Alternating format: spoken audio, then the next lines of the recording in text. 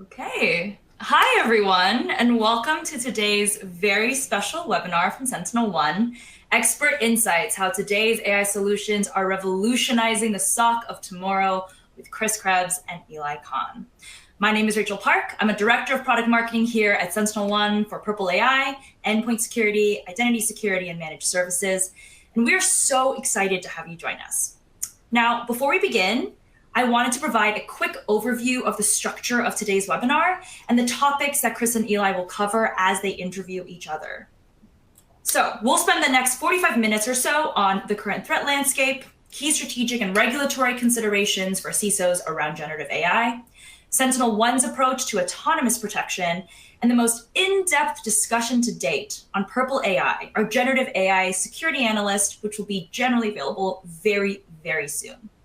And then we'll open it up for Q&A. So please submit your questions into the question box. We will try to hit as many as possible. Now, I don't think today's presenters need much of an intro, but I will attempt to do a very short one so we can get to the discussion. Chris Krebs is the Chief Public Policy Officer at SentinelOne and the President of Pinnacle One, our company's strategic advisory group. Amongst many other roles, he co-founded the Krebs Stamos Group, is a co-chair of the Aspen Institute's U.S. Cybersecurity Working Group, is a CBS News contributor, and was a first director of CISA at the U.S. Department of Homeland Security. Eli Kahn is the Vice President of Product for Cloud Security, AI and Machine Learning, and our core platform here at SentinelOne. Previously, he was head of product for AWS Security Hub, is a co-founder for Squirrel, and served in various positions within the United States federal government, including Director of Cybersecurity at the National Security Council in the White House. Eli and Chris, thank you so much for joining us today. We're going to kick it off to you now for a nice conversation. Off to you. Awesome. Thanks, Rachel. Really excited to be here with my longtime friend, Chris Krebs. Chris and I go way back. We met about 20 years ago now. I was just joining the Department of Homeland Security as a federal staff member, and Chris had just joined as a contractor. And it was really fun watching Chris, some 19 years later, running the place, a long ways from our early days as junior employees there at DHS. So, Chris, excited to have you here. We wanted to dig in a little bit about generative AI and how it's affecting the risk landscape and really what CISOs need to know about those risks and how it's affecting risk management processes and the regulatory environment. So I know this is something that you've been thinking a lot about. But maybe let's just start with the overall picture here. Like, how are you seeing the digital risk landscape evolve? And how are threat actors evolving with the usage and the onset of generative AI? Yeah, so your framing of DHS 20 years ago is quite appropriate because, when you think about where the digital risk landscape is today, 2 decades ago, it was minuscule. And where we were within DHS, what is now CISA, the Cyber and Infrastructure Security Agency, within DHS, it was an organization, I think it was preparedness. Is that what the name of the org was back then, I think? But it was all physical infrastructure protection and resilience work for the most part. The cyber piece was super, super small. There was an element that had come down with the establishment of the Department of Homeland Security in 2003. There was an element that had come out of the National Security Agency, the National Communications System. And then the second piece was that came over from the U.S. CERT team, which was basically still there, but has a different name. But it was very, very small budget, very different mission set and kind of scope of mission. 20 years later, it's the driving part of what is CISA's now $3 billion budget. Very, very small back then, massive now. But it's driven to this point of this bigger threat environment, this bigger risk environment, where you've got virtually, as I see it at least, every country on the face of this earth is developing some sort of cyber capability, offensive cyber capability. And like the building blocks, the baseline, it tends to be more about digital surveillance, domestic surveillance, particularly in, kind of autocratic states. But as it builds up, it's then intellectual property theft, economic espionage.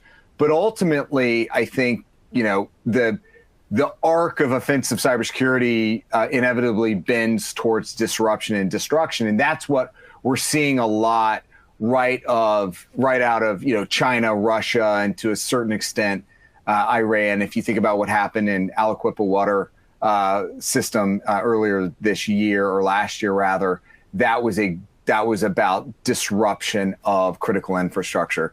So, we have a very, very active top of the pyramid, but really the main threat actor that we're seeing, or a group of threat actors in the ecosystem, is cybercrime. Ransomware is absolutely out of control. It's really exploded over the last couple of years. And this is kind of the second risk driver that we're seeing is it's not so much the bad guys, it's the bad guys that are taking advantage of a very vulnerable and frankly misconfigured install base, whether it's here in the US or in Europe, the global South, elsewhere. It's gotten incredibly complicated to appropriately manage these large enterprises that we're all tasked with overseeing. And I know you've got a little bit of, you're thinking a lot about that from the AI perspective, how we can use AI to clean up enterprise. But it's also that a lot of the organizations that we depend upon for providing those services, those technologies that we plug into the enterprises, they're not shipping them in a secure by design and secure by default manner. And this has been a big push of the administration and our Five Eyes partners to really get software providers to kind of think twice about the economic incentives that are driving their speed to the market and pull back for a second and say, hey, wait a second, is this ready to meet a full ecosystem red team? Not just the red team, but the real, the bad guys that are looking to take advantage of the install base. So those two elements, again, the bad guys that are out there and the technology that we're using that's just so incredibly complicated these days. And then now there's a third element of what's driving the digital risk landscape. It's not just about the extant install base. It's about emerging technologies that we are racing to integrate into the organization that perhaps we haven't learned the lessons from the past, and we're moving a little too fast. And again, this is a great example of AI, of generative AI in a productivity space that's perhaps exposing us a little bit more than we would like to. And it does remind me a bunch of what you were doing, frankly, back in the early teens, in the kind of early days of cloud, hyperscale cloud, where 2011, 12, 13, we didn't really have good governance mechanisms for cloud security. And the cloud security access brokers, for example, didn't really exist, but they had to be developed because you had software engineers that were dropping workloads into an S3 bucket, and you couldn't really control that from the environment out to the cloud. And so lo and behold, you develop a mechanism for controlling those workloads. We're in the same place now where there's not a lot of availability of tools to help someone that has an enterprise that's rife with shadow AI. Same sort of thing. Somebody's grabbing a Hugging Face model and dropping it into a cloud bucket, and you can deny list ChatGPT all day long, but you're probably in an AWS environment anyway, and you're reaching up into it. You got somebody that's reaching up into it. So that's those are the three main drivers of the risk environment. But like when you start unpacking AI itself and where the AI risk comes from, it's a value chain just like everything else. And as we look at it, there are a number of different elements within the generative AI value chain that we think about But I think for the audience's sake, it's really the far right side. It's the amplification of Gen AI, as I call it, and then the consumers or the customers of the Gen AI products, and how they are creating new sets of risk within organizations. And I think one more, I think we can go one more slide here. As we see it, when you think about how Gen AI rolls up into an organization from a productivity perspective, I modeled, my team modeled this slide off of an FBI briefing that was classified at the TS level back in like 2018. I saw about how the Chinese Communist Party and the security services go after foreign intellectual property. I liked the hub and spoke model, and so we kind of replicated it here. But every enterprise that uses generative AI inside has effectively 6 different risks they need to consider.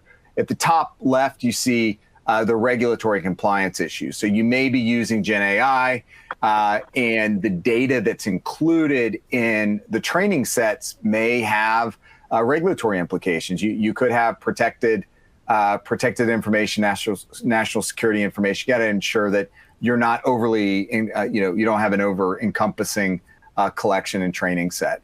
Then you kind of drop down on the left side, and you've got operational disruption. So what third-party vendors do you have that, unbeknownst to you, might be using Gen AI that they're going to have to pull offline at some point down the road, and all of a sudden, this critical business operation now all of a sudden isn't there for you, and you're down hard because somebody else made a mistake with a business decision or an operational decision. And then bottom left, we've got legal implications. So what happens if you use a training set that has copyrighted or patented material in it, and now you've created some sort of legal exposure? And these are the sorts of things that we're already seeing with a number of lawsuits. Getty, for instance, is dealing with this, is suing a number of folks here in the U.S. On some of the training data on online pictures that have been watermarked but are nonetheless getting rolled up. Top right, we've got tech and security exposures. And this is, somebody's is trying to poison your data set, for instance, or otherwise using what your LLM or your transformer for criminal and nefarious purposes.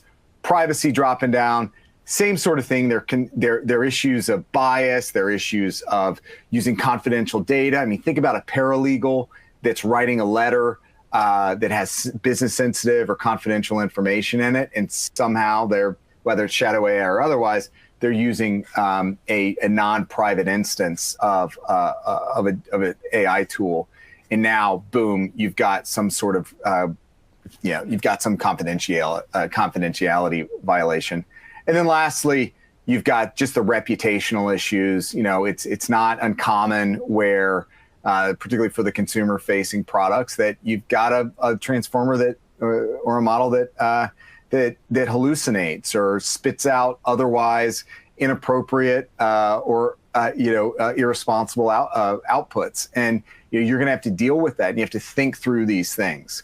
So this is the risk landscape as we see it, when from a Pinnacle One perspective, as we're advising our clients on the things they need to set up, and how they deal with it varies. I mean, I was out in San Diego rather, for the Financial Services ISAC annual conference, and as we were talking to CISOs, there's like a spectrum of risk management approaches. And the first thing is that when you think about AI across the enterprise, and you think about your risk registry, it's not like you're just adding an AI risk, like R17 AI. No, these risks cascade across every existing risk registry entry. It just makes it much more complicated and complex when you're thinking about what your risk strategy is.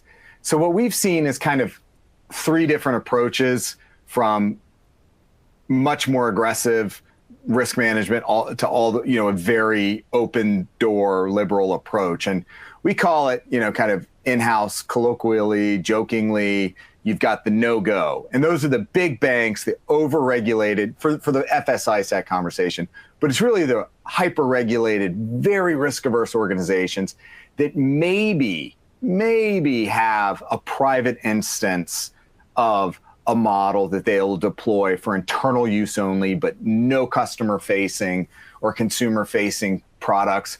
No, nothing that goes out the door. It's mainly just test cases, really rigorous oversight, tiger teams and task forces, strong governance, a lot of user engagement and awareness, but also a lot of controls that block any sort of external engagement. And this is where, shadow AI still presents a problem because, like I said earlier, not a lot of controls that are available or tools that are available to really map, monitor, and measure what the use is internally.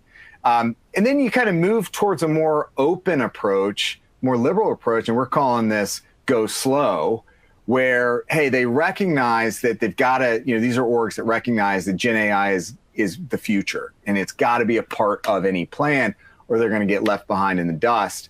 And so it's strong governance, again, strong policy that flows then down into constant user engagement and just using inbound, outbound traffic tools. Zscaler is a great example of a tool that we've seen folks use. But again, there's no CASB equivalent for Gen AI. This is where I think the market is poised for a real breakout this year at RSA, for instance. So we'll see what happens on how you really control and you do the inspection of what's going in and what's going out. And then last is the wide open YOLO approach, where, hey, this is much smaller companies, not as much regulation, and they're just like, we have to use it. It helps us on the productivity side. It's an efficient tool for us, and we'll just deal with the consequences later. So that's kind of the spectrum of the risks we see, and then the approaches we're seeing organizations take when they seek to manage it. Cool. And so, in addition to how organizations are viewing Gen AI, obviously a number of governments are forming opinions as well in the form of new guidance and regulation. What are some of the major trends that you're seeing there around the world in terms of Gen AI or AI focused? Yeah, so when you keeping in mind that AI itself, machine learning, these are tools, capabilities have been around for decades.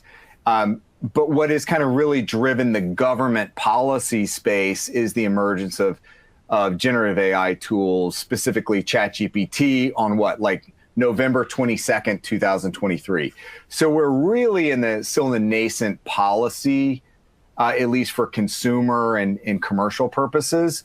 There's been plenty of AI strategy development inside government. The NSA has been using AI. It was actually really cool in January when Rob Joyce with the National Security Agency talked about using AI to detect anomalous behavior across networks that led to the discovery of Volt Typhoon and some of the Chinese threat actor activity in U.S. critical infrastructure. But nonetheless, from a consumer perspective, at least in the U.S., there hasn't been a whole lot of meaningful AI policy development that would result in regulation. You did have last year, the Biden administration issued an executive order that was a massive undertaking. It was, kind of back how you and I would have thought about an executive order. This was the equivalent of 6 or 7 EOs all rolled up into one. And 53 pages of base text or something like that, 100 plus with appendices, just a massive EO. But when you distill it down, it's really, in part telling government how they have to go through procurement and what they can or can't use for government purposes. But for broader commercial and industry applications, it's really about transparency. And this is important to note because I'll compare it to Europe in just a second. But, even the thresholds to come under any sort of regulatory review by the US government, it's beyond anything that exists in the market. It's 100 million, billion operations. That's like 4x what ChatGPT is right now. And even if you consider, power of LLMs right now is doubling every 6 months, we're still not going to be there. But again, even if you do cross that threshold, you just have to tell the government you're developing this model, and then you have to share results of your red teaming and safety reviews. So it's not that significant. There's not a lot we're talking about here. There's stuff on content creation and watermarking, but it's more telling the Department of Commerce to say, hey, come up with some standards. But in the meantime, industry's already doing that, right? You had in February at the Munich Security Conference, Microsoft led a group of 20 companies to pull together some sort of marketing or watermarking rather around content creation for the tech accord for combating deceptive AI for the 2024 election. So, it's still a very, as I see it, transparency partnership-based approach. There's plenty of legislation that's been proposed on the Hill. I just don't necessarily see anything dramatic from a regulatory perspective coming in here anytime soon in the US. On the other hand, the EU has passed the AI Act that comes into force in the fall. And it's very much a, kind of regulate first, ask questions later, almost sort of approach that they frankly, for generative AI purposes, they've kind of bolted on top. The AI Act was already underway, but it was much more focused on, traditional ML and using AI for search result purposes. So, it's a risk-based approach, kind of more innocuous applications of AI, again, like search.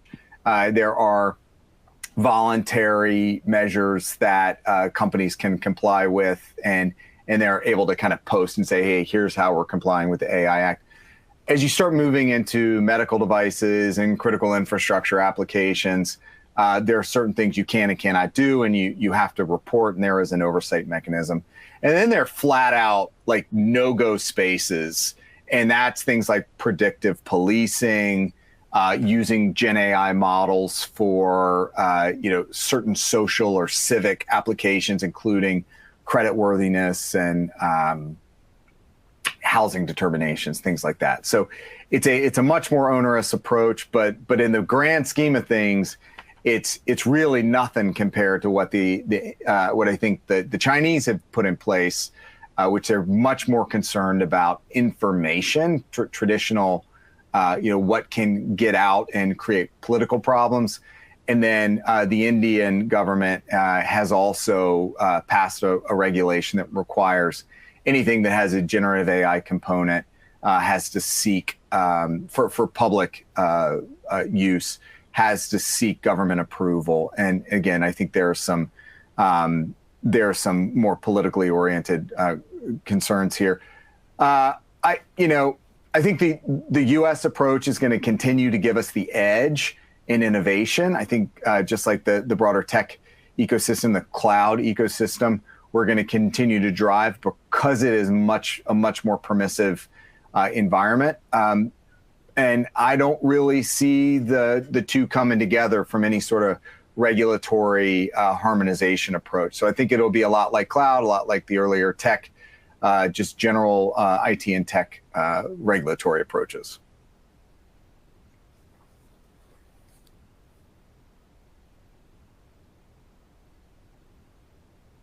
Cool. All right. Maybe we should use that as a pivot point. So maybe go to the next slide here. There we go. All right. So I think most folks are probably familiar with SentinelOne as the platform. But I think it's important to remember where we came from. So SentinelOne started as an endpoint security leverage machine learning to identify malware on files or in files, instead of using traditional signature-based approaches. That's really how we initially disrupted the next generation antivirus industry. And then from there, we've been adding various platform capabilities and modules. Customers fully manage their enterprise security risks. The latest capability that we're adding is Purple AI.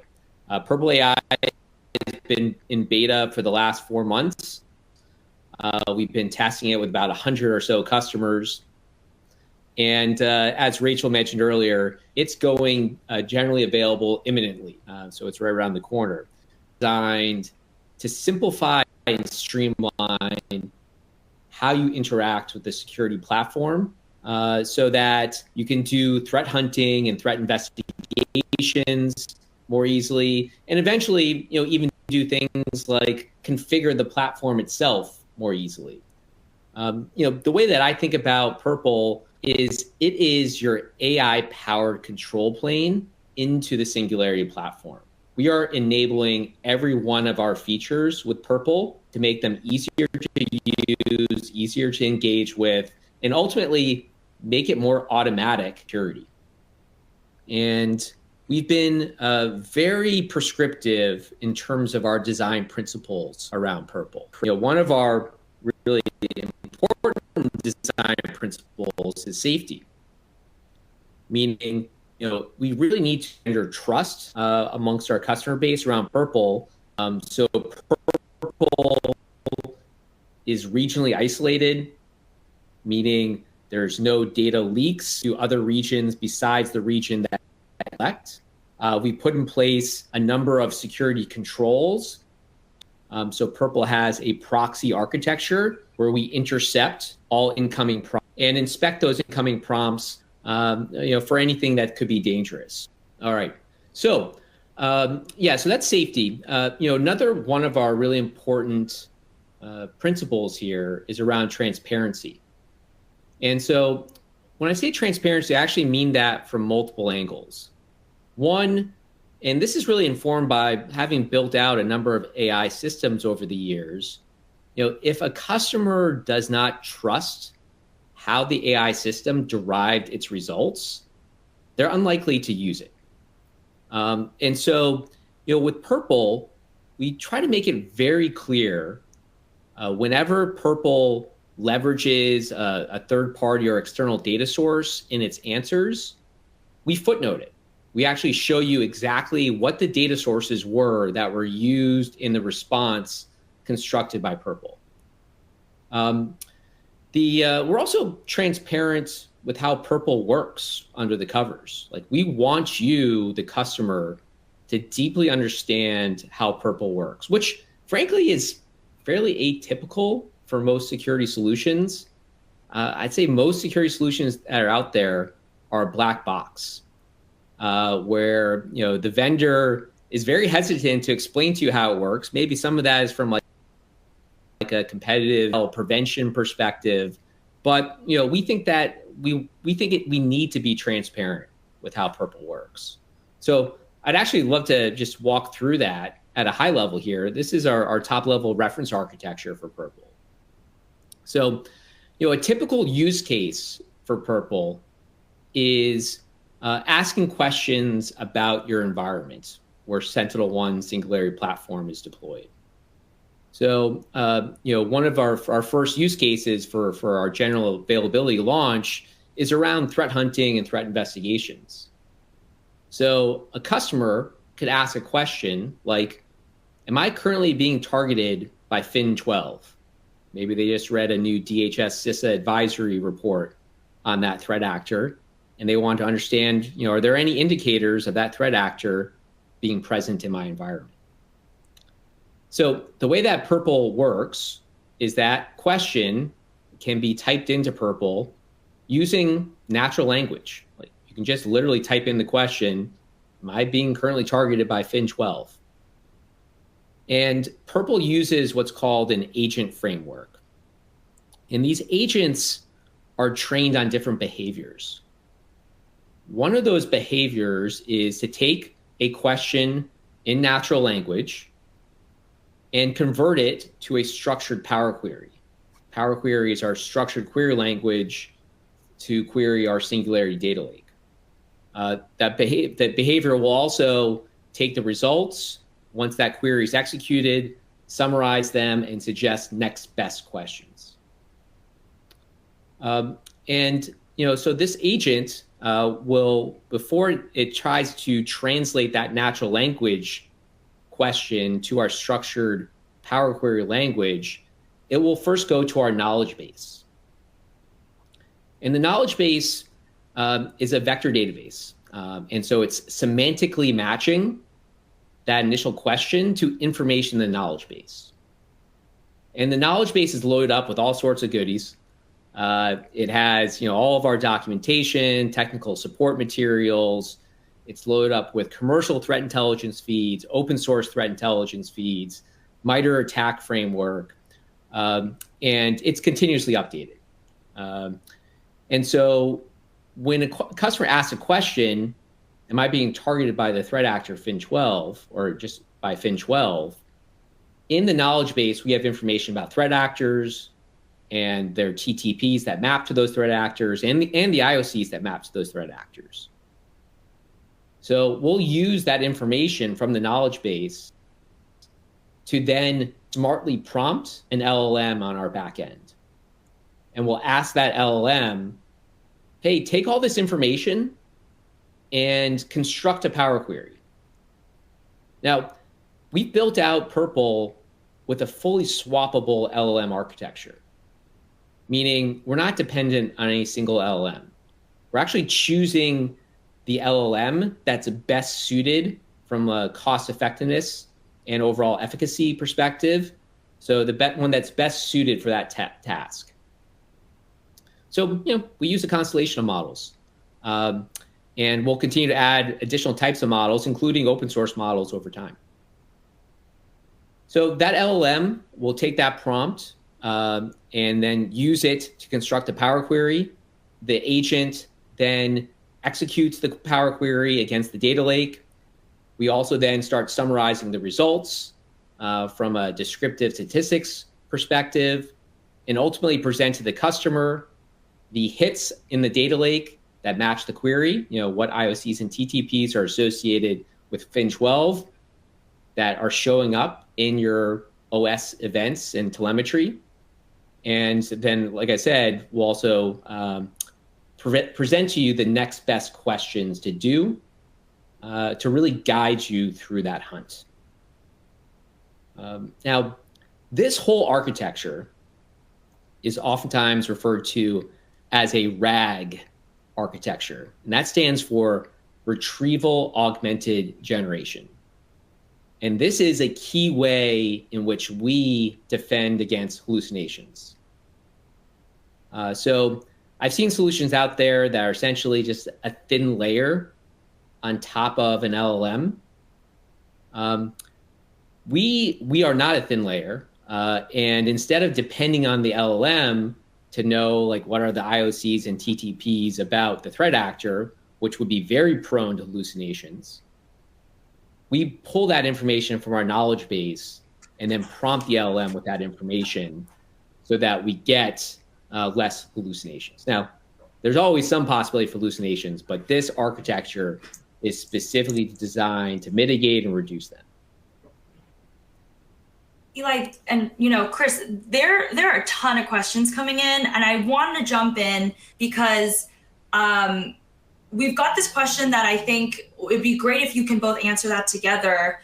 We've gone over the Gen AI risks from and the digital risk landscape from Chris's side, and now you're going through this thorough architecture. And the question that came in was, so where are we in terms of AI versus AI, and how do we feel about this in Purple AI and how it plays in that role overall? Yeah. Chris, let me jump in on that just from the general AI versus AI, and I think Eli, you can kind of address how Purple specifically fits in. But there was a recent report by, well, I'll step back even further, right? We've all heard the worst case scenarios, right? That adversaries are going to use generative AI to write malware, to fuzz code, scan code for vulnerabilities, create more 0 days, to all the way down to develop intelligent implants. If any of you read the Wired article that Kim Zetter wrote in the fall about the SolarWinds hack, where it talks about the Russian SVR, breaking into SolarWinds, doing their recon, and then pulling back for 6 months, doing their own cyber range thing, figuring out how the attack was going to play out. I mean, there's a theory, right, that with a smart, an intelligent enough implant driven by Gen AI, but in a really small form factor, that you could just roll that in and it would basically be able to figure out where to go like that rather than having the human do it. But we're not seeing that. So as I was just saying, OpenAI, Microsoft released a report a couple weeks ago that talked about what they are seeing out there in the ecosystem. And it's really like three things. First is social engineering. And so they're using it to, for instance, write the better phishing email. So again, like it's crime, it's initial breaking and entering. So they're using it again just for the basics of the cleaner, smoother phishing email or phishing lure, which is going to be actually interesting for us because it's going to undo some of the tips that we've trained our users on, like misspelling or weird syntax, or the British spelling of a word using an S instead of a Z, or adding an extra U, whatever, hovering over whatever. Like Gen AI is going to help kind of overcome those detections for the bad guys. They're also using it for just general research, using a transformer to say, hey, tell me what you can about this person. I want to know, what the birth date is, whatever. It can roll it all up rather than a multitude of queries on just a general search engine. And then lastly, they're using it for just basic automation of functions. Nothing super high speed or fancy, but just, basic scanning, running some prompts or scripts to figure, again, just to a Shodan scan or something like that. So it's not super high speed. And it's certainly not what's been promised. And we're seeing a lot of I think some of the expectations. Now, I've seen some early reports on, yes, it's being used for malware. We're just not seeing it anywhere at scale. And it's frankly really hard to kind of detect this stuff. On the flip side is what Eli's talking about here with Purple AI. We're seeing the good guys deploy AI in a way that tears down some of the barriers to entry that we have in a SOC, for instance, where you have to have quality, level 2 analysts that know how to write the YARA rules to help or whatever to kick off a threat hunt or follow through on an investigation. Now you have someone that just has to generally know the route you want to take, but doesn't have to have the more technical ability. And it's really getting to a point where the AI is going to prompt you once you ask, like, tell me if you've seen the SVR, or tell me if you've seen Sandworm, and then it's going to tee up here 3 or 4 different questions. And then, not even too far from now, there are going to be other things about looking at your existing posture across the enterprise and say, hey, this one looks risky. We've seen this get hit by these guys, 15 times. You need to fix this misconfiguration or this highly or more vulnerable typical device. So I'm really excited and frankly, I'm encouraged by how the good guys, the defense, is using AI right now, as opposed to how the bad guys are using it. And look, I already mentioned what Rob Joyce said and how they're using AI, at least within the intelligence community and the cyber defense community in the government. So I think we can hold that edge, but ultimately it's really about speed. Speed kills. It's fastest to detection, fastest to investigation, fastest to containment and mitigation. If we can keep that edge, then I think it does bode well for us. And it is really one of those silver linings that are out there. Yeah. Awesome. Eli, Yeah, anything I to add on agree. that one? I know we care about speed. Great. Yeah, yeah, I totally agree with what Chris is saying. I think cyber defense has always been a bit of an asymmetric operation in that, a defender has to be correct all the time, and an adversary can try and try again, and they can just get in once and be successful. And what we're seeing with Purple AI and the beta testing we've been doing across 100 or so customers is that it has the potential for exponential efficiency gains inside the SOC. So we've been doing weekly surveys of our beta customers, and they are on average reporting that Purple is making them 80% faster and 120% more effective in their hunting and investigation operations. So, compound that, day by day, year by year, it can allow you to reshape your SOC. And because of the time it can free up, or because it allows junior analysts to take on more higher level activities, more complicated activities, you can start repositioning your SOC personnel from just being in the reactive whack-a-mole mode and actually have them move more towards proactive security and attack surface hardening, which I think where we all want to be. So yeah, the efficiency gains and effectiveness gains, I think, can actually help turn the equation here and actually put defenders on we're never going to solve cybersecurity. It's going to be there forever.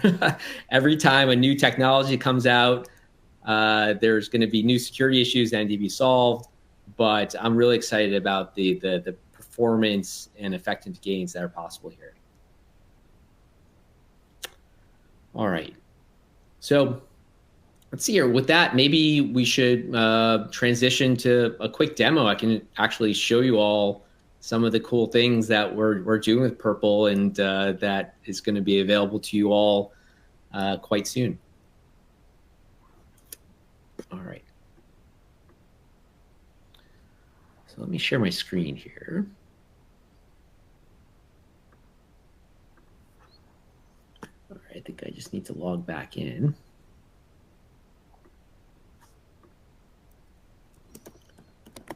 So this is not a canned demo. Hopefully the demo gods are good to me today. We are going to do a live demo here. This is the actual software that we're launching quite shortly. And you're also seeing some of our new navigation here as part of our new Singularity Operations Center console experience. But if I go to Purple, what you're seeing here is our new Purple landing page. You can see our tagline here is Purple is your AI security analyst. Part of the thinking there is that, we're going beyond just pure assistance use case, and we're actually trying to build Purple so that it can operate as a junior analyst. But the first use case that's coming out here shortly is really Purple guiding an analyst through hunts and investigations. So you can see that we designed Purple really to be a dedicated space in our console. Meaning, Purple is not just like this chatbot that floats around with you inside the console like we've seen with some of our competitors. But like I was saying, this becomes a dedicated place to do your work across a number of different functions. And all of that work is saved in notebooks. So these aren't just ephemeral conversations that you're having with Purple. We're creating artifacts around them that you can then inject into your security operations workflows, whether it be attaching them to a ticket, sharing them with peers, so you can see that you have your own notebooks and notebooks that you've shared with others. But to get started here, you can get started with one of our hunting quick starts, which are really just saved hunting questions, or you can go freeform and just type in a question. So I'll do that. So I'm gonna ask Purple to show me machines with the most failed logins. All right, reference architecture there earlier. Basically what's happening right now is we're first going to the knowledge base and seeing if there's any matches of this question to information in the knowledge base so that we can do a better prompting of the LLM on the back. And you can see the response is pretty quick. And I talked about transparency earlier as well. One of the key parts of our transparency tenet is showing our work. So we actually show you specifically how we translated that Power Query or that natural language question into our Power Query language. And what we've been hearing from our beta testers is that this is actually teaching those junior analysts how to be more expert Power Queryers. But this in itself is valuable because what we're seeing even from our internal experts is that this capability can make a junior analyst as good of a query writer as the more senior analysts. We ran an internal capture the flag exercise where we pitted our very best Power Query expert, like a principal solution architect, against some more junior sales engineers. And the junior sales engineers actually were given access to Purple, and they actually beat the principal solution architect who knows Power Query better than anyone in that capture the flag exercise. Actually, all 6 of them beat the principal solution architect, which we still give him trouble about.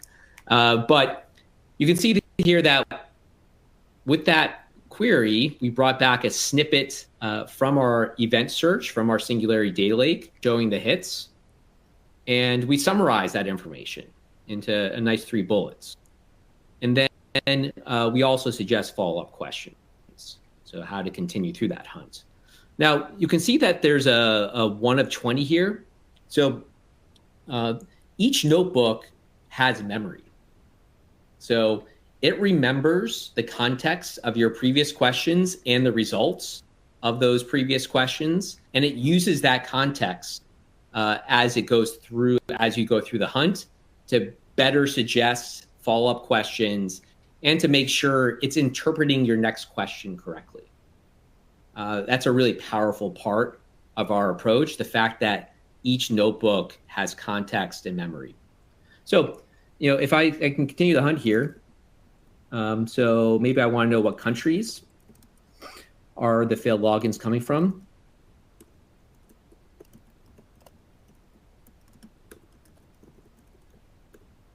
And our Singularity data lake actually does geo enrichment automatically. So all of the IP addresses that are part of the Singularity data lake are automatically enriched with geolocation on the back end. You can see here that once again, it's converting that natural language question to a Power Query.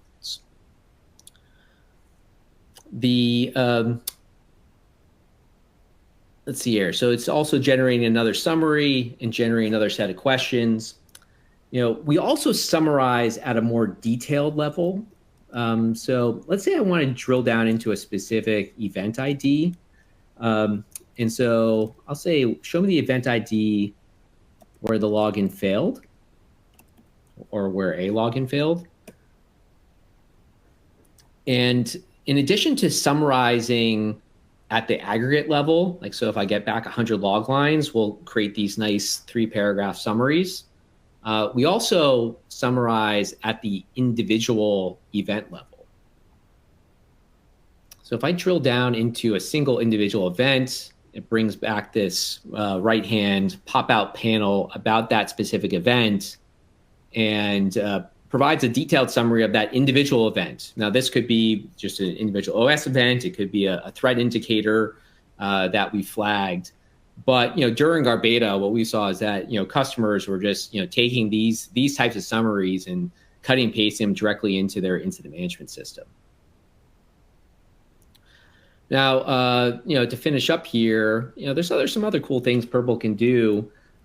So let's say I want to send an email. I need to send an email summary of the above data.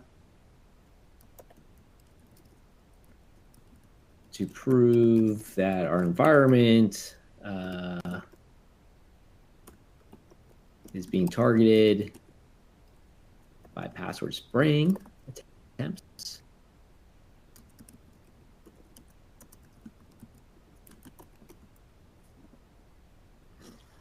And Purple will take that and take all of the context of all of the previous questions that were asked and then smartly generate an email summary based on all that context. The response, you can see here the latency is good. Most questions come back within a few seconds, which is also a really important part of it being useful to a security operations professional. So you can see here, it did a nice job of summarizing all of the context here of just those 3 questions that I asked. And we saw this during the beta as well. In fact, this is where this part of the demo comes from. Like, there's a certain serendipity associated with LLMs that sometimes they just surprise you. Like, this wasn't actually even something that we had written a specific requirement for, but we discovered the capability because one of our customers started doing it. So that's one of the really fun parts of working in generative AI. Awesome. Thank you for doing this, Eli. There are so many questions that we want to make sure folks can answer. So if Chris can go back on video, we want to dedicate the last 5 to 7 minutes to do that, unless you have anything else you want to show. No, let's do it. Awesome. Cool. So the moment we began, there was actually a question that came in. So I'm going to respect the order. Was there anything even close to the Colonial Pipeline attack during the early days at DHS? And Chris, I'll maybe hand this off to you first to try to answer. Yeah. So certainly from a cyber perspective, we didn't really see significant disruptive activities during the early days. It was a lot more about, again, intellectual property theft, espionage, and to a certain extent, when you think about the federal government space, a lot of what CISA does there, it's almost, from a federal cybersecurity, it's almost counterintelligence, right? You're trying to see who's in. That's what the threat hunters are doing every day. Trying to figure out where the Chinese are, where the Russians are, try to really get out there and block any avenues they can get in.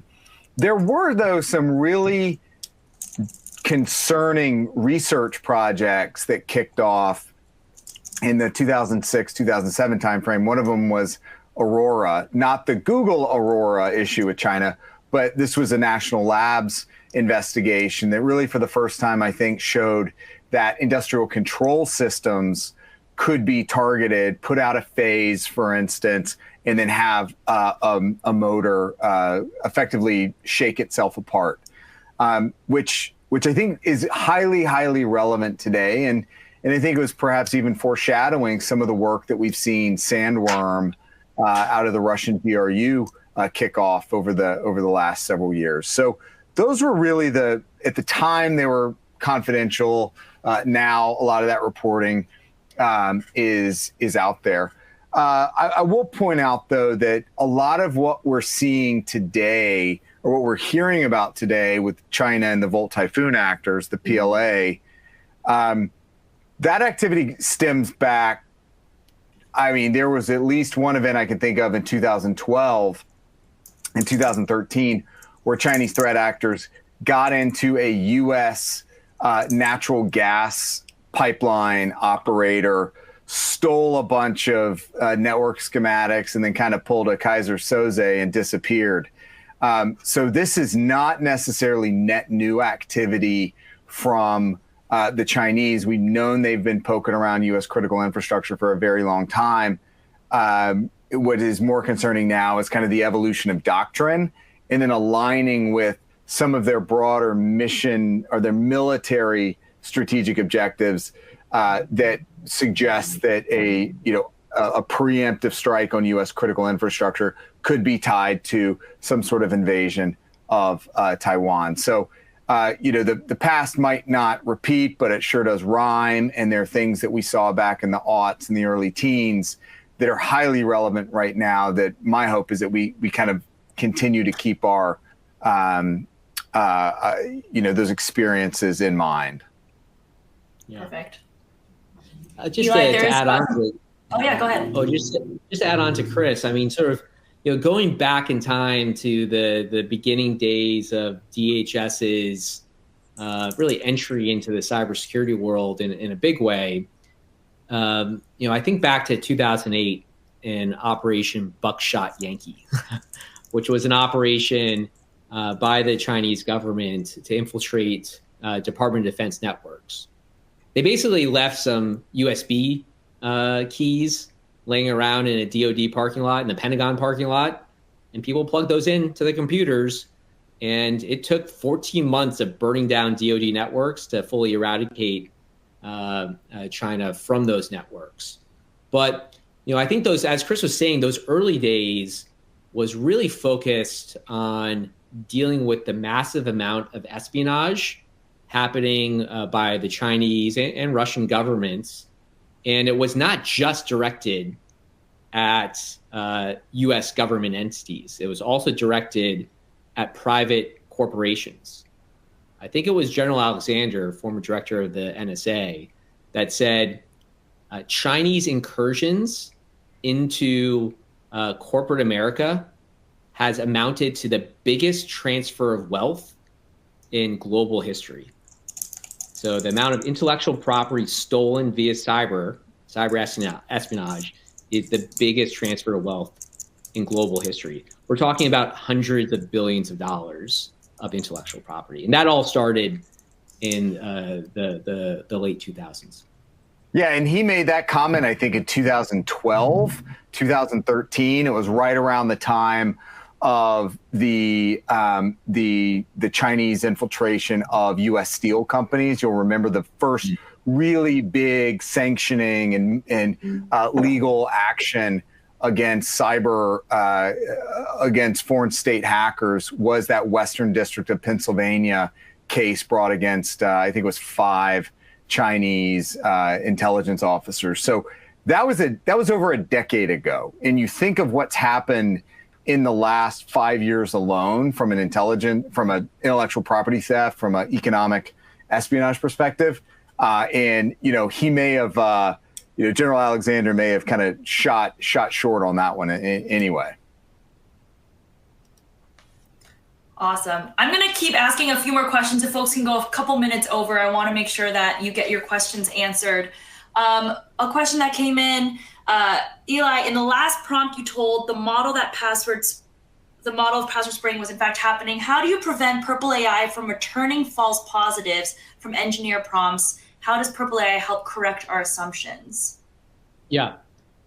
Well, in terms of correcting false positives, there's a few ways to look at that. One, how does Purple prevent hallucinations, which you can sort of think about as not necessarily a false positive, but just giving you incorrect information. And that's really the RAG architecture, relying on that knowledge base, that vector database, which has lots of definitive declarative knowledge, and using that to prompt the LLM as opposed to just naively relying on the LLM for all information. That's a really important way. In terms of the way Purple gets better over time, I mean, the simplest way is if you see Purple give you a response that you don't think is good, simply give it a thumbs down. That automatically creates a ticket for our on-call AI engineer to go look at the response and determine, okay, is there something we need to tweak in our prompt engineering? Is there an additional knowledge base source that we need to add? And our on-call engineers are responding to those quickly and dynamically. Awesome. Was there another part of that question besides the false positives? I think that's the crux of it. I know I want to be respectful of time. Chris and Eli, I would hope that you could maybe close out for us with just a comment each. And this is a question from myself. As CISOs and practitioners watch this webinar and kind of take away from all of the great information that you shared, what is one top of mind thing that you really hope they take away from this? Because just the chatter about AI is incessant, and you just want to get the foundational expert opinion on what that one takeaway should be. Maybe Chris, we'll start with you.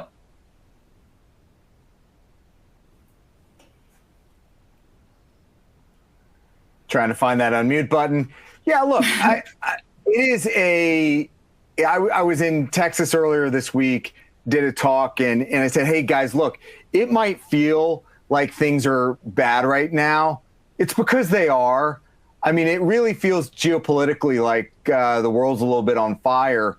And unfortunately, what we're seeing is that every state actor baked into their strategies, there's an element of cyber, there's an element of information warfare. So we've got to use the technology and the tools that are available to us to make sure we are able to overcome, as Eli was saying earlier, those kind of asymmetric advantages that the bad guys have.